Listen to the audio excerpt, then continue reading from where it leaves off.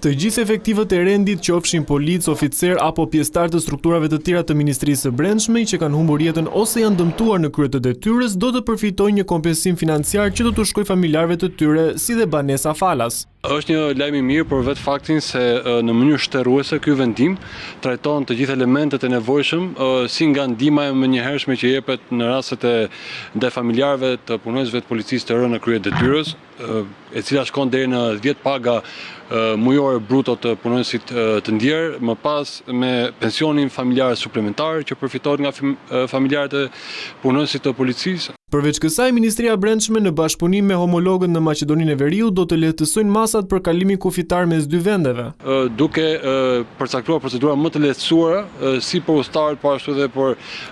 automjetet, kamionët, të cilët shkëmbejnë mallra mes dy vendeve tona, dhe kjo është një kontribut jo vetëm në rritjen e një turizmi cilësor në kuptim të procedurave të lehtësuara pa radhë. Nga krahu tjetër, Ministri i Mbrojtjes Ermal Nufi u shpreh se ende nuk ka një datë të përcaktuar për samitin e NATO-s që do të mbahet në Tiranë. Në vitin 2027, a do jetë në vitin 2028, kjo është çështje që do vendoset nga Aleanca. Në moment që do bëhet e ditur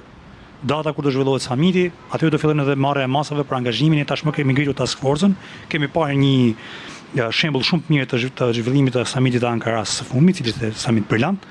Nufi u ndal gjithashtu edhe te trupat shqiptare që pritet të dërgohen në Gaza, duke thënë se gjatë javës së ardhshme do të ketë një mbledhje tjetër të ministrave ku do të vendoset koha dërgimit dhe territori ku do të angazhohen.